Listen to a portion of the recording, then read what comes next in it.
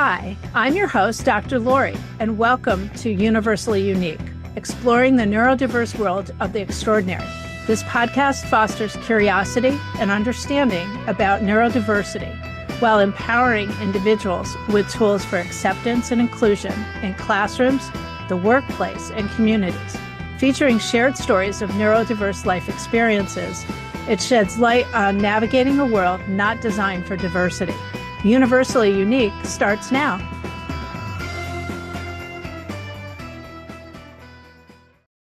Hi, this is Dr. Lori. Welcome to Universally Unique. My guest today is Erin McManus.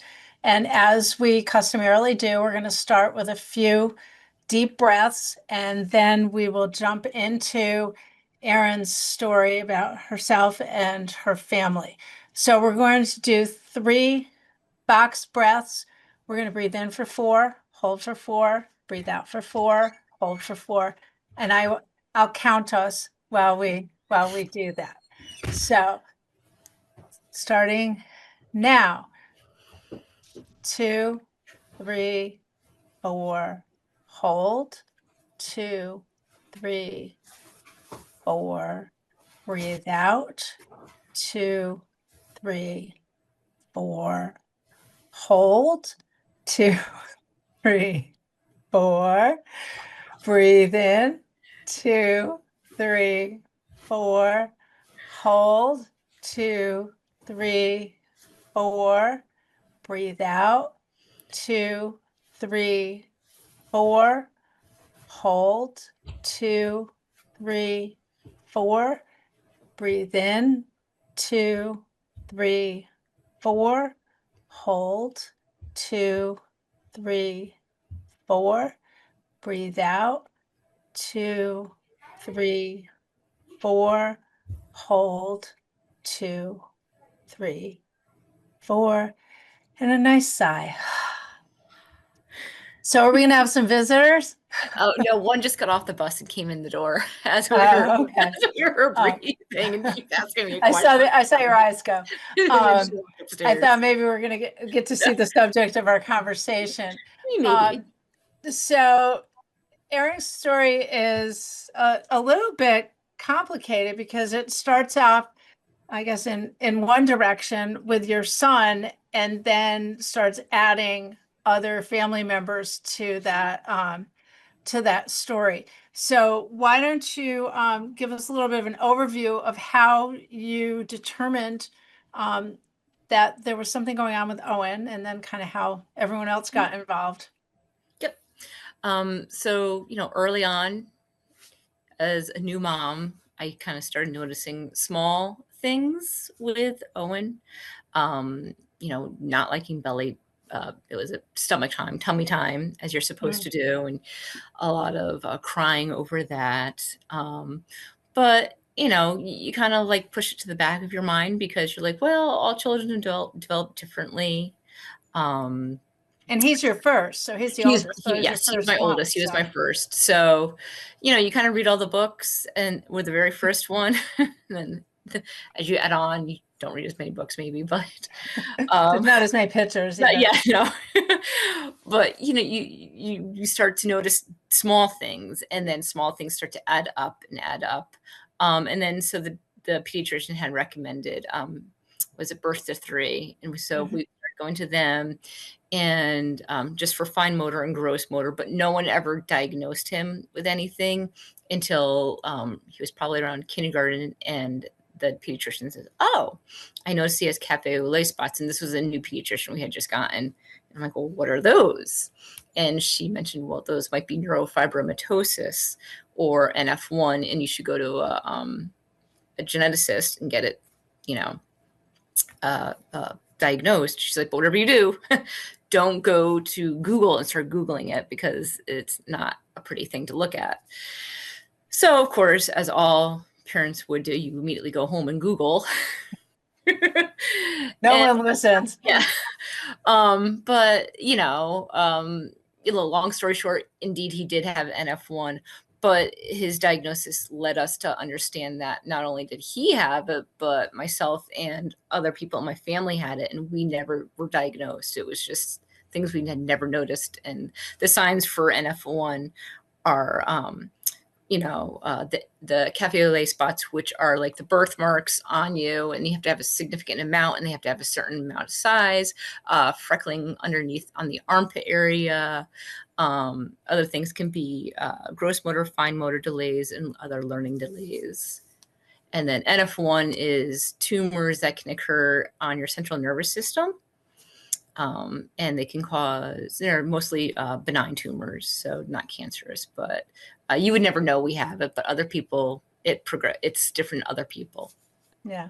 I wonder though, if part of the reason why he didn't like being on his stomach was because something was pressing someplace that didn't feel comfortable. Yeah, it could be. A lot of it is, at least I know with our experience, a lot of it is poor core, muscle core.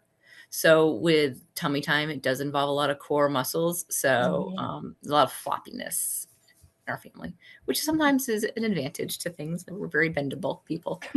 It's good for karate sometimes. Yeah, well, and I believe all of you are in karate, which I'm anticipating a piece of the motivation to that is to build that core strength. Yep. So he also has some challenges academically as well. Correct. Are Yeah. those do they feel that those are related, or is that a separate situation? No, those are all related to the NF. So yeah, he has him and the youngest Eloise have working memory issues. So sometimes just memorizing facts and things like that can be difficult. So like math can sometimes be difficult. But if it's something they really enjoy doing, like Owen, for example, he really enjoys history. So he memorizes a lot of history facts. So that's not much of a challenge for him, but things like that. And then like handwriting, things like that can be difficult.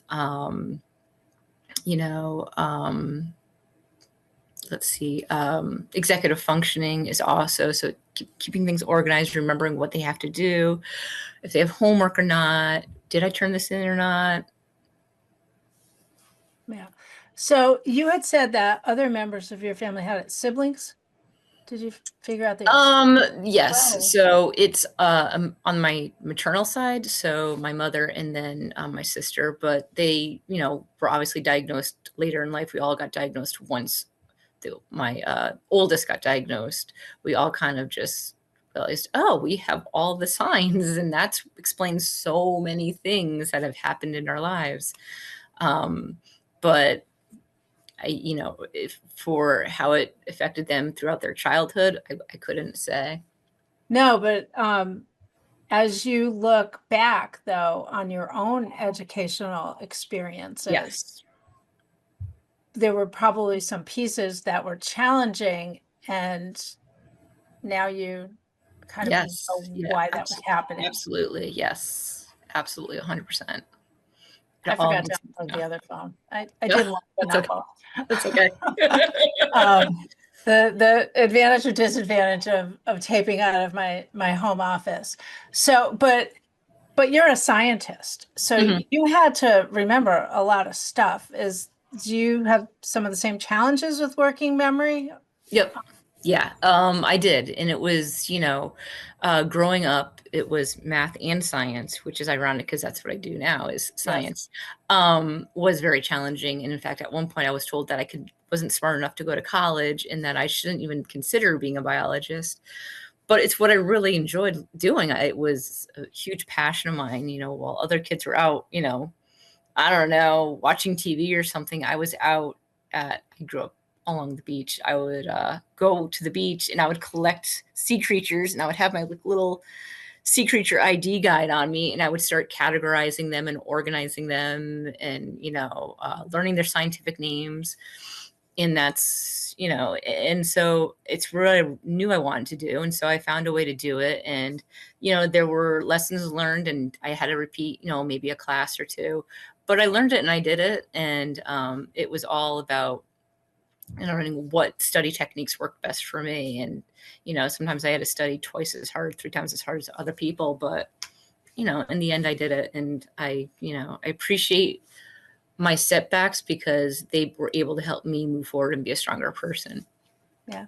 Well, they say that we learn more from situations that didn't work out the way that we had planned than we do when everything is all smooth and easy. So do you think that some of the strategies that you figured out for studying, have they turned out to be useful for your children, or do they operate in a completely different way? I think they operate in a different way. They're both very different in terms of how they handle uh, school. One is very persistent, and the other is, gets a little more frustrated than the other. So for me, it's mostly helping them find ways on their own and learning to advocate for themselves. So, the oldest right now, he's in high school, he's in ninth grade. So teaching him ways to advocate for himself, saying, hey, if you don't understand this, you need to email your teacher. And then also teaching them how to write an email because most kids don't know how to write emails. So you write they write send all a the text subject lines. message. Yeah. So teaching him how to write an email, or, on my end, emailing the teachers saying, hi, just know, what can I do as his parent to help you out, to support you in the classroom? When he comes home, what can we do? And a lot of it is just opening up Power School, opening up Google Classroom, going through what do you owe, and then how are we going to fix this, and asking, what are you going to do to solve this problem? Not necessarily giving him the answers right away, because of their skills they need. The learned helplessness is, I think, a huge problem today in schools. I see it personally. So, making sure he knows how to advocate for himself, especially him understanding what his IEP is and what he's entitled to as well. Yeah. Does he go to those meetings? He has. He didn't go to the last one, but he has for sure. Good. I think it's always a good reminder for the It team is, what they're especially talking. when they're transitioning from like one grade to another, especially like middle to high school. Because once you're in high school, they start setting goals for like what careers are you going to want and what's your path of eventually exiting out of high school. So it's important that they're a part of that. But I'm very fortunate that I'm in a fantastic district where it's a small school setting, and I know most of his teachers, and most of my youngest, I know most of her teachers as well. So it's a small community. So I'm fortunate that we know each other on a And personal the level. fact that you're also a teacher, you know a lot of the language, you know what kinds of things to ask. Sometimes I think as a parent, being a teacher is sometimes a disadvantage, because it's like, I'm not in your class, leave me alone, Yeah. But I, trying, and I like the fact that you're really working on problem solving and having at least your oldest one really take responsibility for more stuff. Yeah. I'm sure that your other two, even the one who does not have NF1, are expected to try to figure stuff out for whatever's appropriate for their age. Yep. So, what kinds of things do you think that people misunderstand about you, your children, your particular? I did determine it's a disease and not a Yes. disorder, although Yeah. I personally think it sounds like it should be a disorder, because I don't know, disease just sounds, I don't know, bad. But I had to do a little recon. I have met folks that have had NF1 before, but they were people who were much more significantly impacted by it. So I had no idea that there's such a wide range. There's for NF1, there is a ginormous range. It's very spontaneous. Not one person is the same in terms of how it progresses. Looking at me, you would never know. Looking at my children, you would never know. But that doesn't mean it's not going to change later in life. People can develop tumors on their skin. I always, when I try to explain it, I just went to the doctor today and I was explaining to the one of the medical staff, I think it was one of the nurses. She's like, oh, I have never heard of this before. And I was explaining to her, and I always use the example of, was it the Elephant Man I guess it was a movie or a book, Yeah. and and that person had an F1, and that's how it could be. It could be pretty severe in some people, and so it can be a very incredibly scary thing to hear your child is diagnosed with it or yourself is diagnosed with it.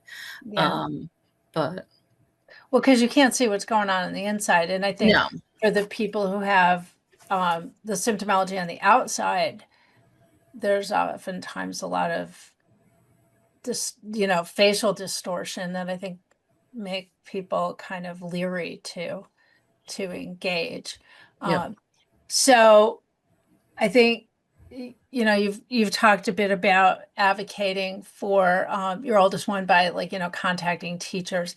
And the district is pretty small, and so hopefully you don't have to fight a lot of fights, I guess, right. for lack of a better way to say it. Yeah, Um, no, and your daughter's in a tiny school, isn't she? The yeah, school she's at yeah. is tiny. I think it's like it's pre-K to fifth grade right now. It used to be pre-K to sixth grade, but I think there's 150 kids in total. Maybe that might be more, It's but the it's tiny, pretty small. tiny country It's really yeah. country school. So what achievements that they've accomplished are you most proud of, or are they most proud of? Well, Eloise recently got her red belt, and very proud of Exciting. her for that. We, uh, myself and the two girls, one neurotypical, and then the youngest, Eloise, with the NF. We all do karate. My oldest, Owen, he used to do it. He doesn't do it anymore, but I'm very proud of her for that. It's, a lot of karate is learning forms, and that's a lot of working memory. A lot of it is gross and fine motor skills, which she might necessarily not have like the other kids in karate do. But through persistence, she does. She gets through it, and it's just a lot of repetition. Um, a lot of it is crossing the midline of your body, and that's very difficult for some kids in her position. And going to competitions and just getting out there and sparring other kids or doing forums in front of judges can be really overstimulating and scary, but she gets there and does it. And she does it with a big smile on her face. And she's met a lot of great friends there. So very proud of her that. And she's recently really exponentially increased in school for math, her math group and her reading. Again, she has amazing teachers at school, and her case manager at her school has been phenomenal. She's had her for, I think, 4 years now. So she really gets to know their, Nice. The yeah, progression, yeah. personal level. So it's been great. And with Owen, he tries, and when I ask him to do things, like I notice some grades are slipping, I'm like, okay, this is what we have to do, and he does it without much opposition. He's like, okay, and he's willing for me to help him, where I know he is sometimes reluctant with other adults to help him, but I'm glad that he's open for me to help him, and we talk and strategize, and I'm proud of him for, he loves history. He's really super smart when it comes to, World War II is his huge interest, and he's memorized all the facts for that. So hopefully that's something of an interest that'll take him beyond where he's at now. Maybe there's another teacher in the family. Maybe. Yeah. Well, I mean, I think sort of twofold. He gets a lot of credit. First of all, he's a teenager, and like Yes. generally asking for help or getting help from a parent is usually like, no, no, thank you. I, I don't need your help. I can make this work by myself. So I think that's a great skill to have, because how many people in the world are so terrible at asking for help even when they need it? Yeah. So it's good that he's he's able to accept it, use Yeah. it for what he needs it for, and then still be as independent as possible. So what are you looking forward to for them in the future? Just I think, being able to choose what they want to do and know that they can be successful at it. There might be setbacks, but just learning from their setbacks and being able to advocate for themselves and learning what strategies will work for them to be successful. So I would anticipate, since there's so many people in your family that have it, that when they get old enough that they want to have children, they'll need to do some genetic testing. They will. They're, you know, that's absolutely, there's a lot of people with NF that decide not to have children. So that's something that, because with NF, it's a 50-50 chance that your offspring will have NF as well. And you never know how severe it's going to be.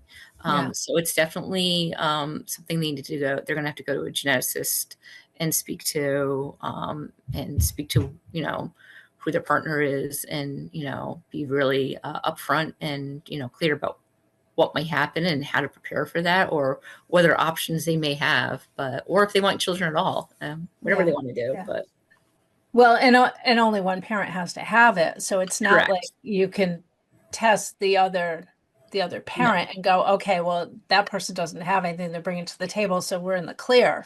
Yeah. You only need one. You only need one. Now, if my memory is correct, both of them also have a diagnosis of ADHD. Correct. Yes. And it's statistically high with NF1 to have ADHD. It's kind of synonymous with it. I forget the percentage, but it's incredibly high. It's like, oh, you have NF1, you definitely have ADHD as well. And it was difficult for, you know, I think most people to get themselves diagnosed with ADHD. But I think if you have the NF1, it definitely helps. You know, just like, oh, I remember trying to get I think the oldest diagnosed, and I just presented the facts like, hey, here are the facts with NF1 and here are the facts with ADHD, and they go together. And it was much easier to, you know, get medication that way for all of us. So, Well, I think unfortunately there are people who are trying to use ADHD as a rationale for kids that haven't had good boundaries or haven't learned other skills that, just basic social, skills. Or sometimes older folks seem to be seeking the medications that they're given because, I don't know, it helps them study for a test, or they can redecorate their house, or they can lose weight or whatever, yeah. which I think is, you know, creating problems for the people who really need Yep. the medication. Yes, it is definitely hard to get. So tell me about their relationships with other kids. Do other have do they have they had challenges making friends? Do they have, given the size of the classrooms that they've been in, have they had good opportunities to make connections? Has anybody kind of said, hey, no, you're too busy, you're too distracted, you're not following the flow of this conversation or this game or whatever, and Mm-hmm. kind of push them off to the side, or have they done well socially? The youngest has done really well. I think she seems to be super social. The oldest, he's always been more of an introvert like myself and just happy staying at home, doing your own thing by yourself. He's definitely got a few friends, and that's fine with me as well. But it doesn't seem to be too much of a problem for them as well. But yeah, definitely two Two different very children, different the children. Yeah. social and friends. Yeah. But Yeah. yeah. Well, I mean, I've had the opportunity to meet Eloise, and she's definitely very social. Yes. She's very, very social, and Yes. she's a lot of fun to be around. So, do you find that from all of these things, though, that any or all of you kind of have like a superpower that has come maybe from channeling some things in a different direction? And I wrote this down because I had to remember it. So I said Eloise's superpower is her perseverance and compassion. All And right. then Owen is his focus and intellectual depth, especially in history. And their strengths look different, but both very powerful. Yeah. So, what is your superpower? Oh, my superpower. My superpower is the ability to take power naps. Ever since I was really young, I could come home from school or now from work and take a 5-minute power nap and be refreshed and ready to go. Wow, I'm So impressed. yeah, Yeah. it's indeed a Y- superpower. So Yeah, it absolutely is, especially when you have three kids 3 and probably almost going in just different me. directions. Yep. And you have seventh graders, eighth graders, or both 8th graders, only 8th that you graders. plan for a robotics class, correct? Correct. Yep. Um, so, and there's not, at least not within the district that you're in, there's not a lot of, I could follow the lead of somebody else because you basically created this class yourself. Correct. Yeah. There is a curriculum that the robotic material comes with, but I deviate from there and listen to what the students are really interested in and try to go with that more. But yeah, it's a lot of it's a lot of work, a lot of changing plans sometimes, and no, this works and then this doesn't, and changing your curriculum around a lot. So Well, and there's a lot of materials too, because there's a lot of there hands-on is, stuff. and it So requires a keeping lot of track of organization. all those little pieces of things that Yes. have to go together. Yes. Yeah. So now that we're at the end of the podcast, in full disclosure, Erin was actually one of my university students. So I think, I know that she's a really outstanding teacher. And I think, the students that you have are very lucky to have your level of creativity, but also your ability to look at them all as individuals and make adjustments as needed. Do you think do you think a lot of that came from learning to kind of do that with your children? Absolutely. Yeah. Just in my own personal experience, it's a lot of hands-on work in the classroom, and a lot of my students I find uh, do really well once they like, oh, I get to do hands-on work, and sometimes it's the only reason they come to school is because, oh, I get to feel like I can be successful. One kid one Yeah. time said, your class doesn't feel like school. It kind of just feels like school. Which was I one of the guess best school compliments. is the icky part. Yeah. Yeah. Well, and it's like the kids who say, I come to school because of I play an instrument or, I like art class. Like more often than not, that one thing that's kind of holding on to the kids who aren't doing super well academically is an opportunity to do things that are hands-on so they can see the product of their work and hopefully their success fairly immediately. Yep. Yeah. You don't see the success of, your reading skills or your math skills that quickly. You have to take tests or, some other thing to get that piece of information. So, but do you have anything else that you think that we should know about NF1 or just about supporting kids with neurodiversity in general? I think just, always be willing to change your view and change your lens of how you see the world and what you think what the norm is. And just, like, oh, maybe this is what we need to do instead. Yeah. It's always okay to make changes and adjustments and change your way of thinking. You don't have to go down, you can always deviate from the lane you're in.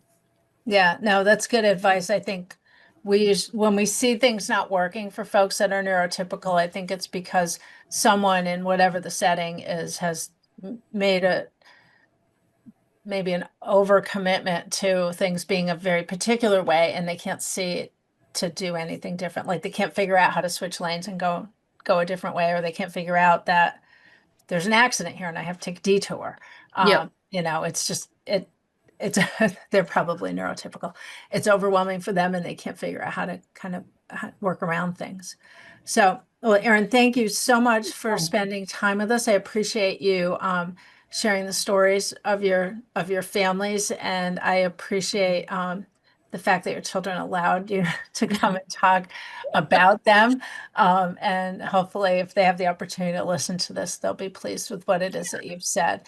If they don't want to listen to it, I think you should definitely make sure that you tell them the things that you're most proud of, if they're not things that you aren't telling them on a regular basis. Absolutely. Will do. Okay. All right. So thank you very much. And we are all set. So everyone have a great day. Great. Thank you so much. Have a You're good one. welcome. Bye. Bye.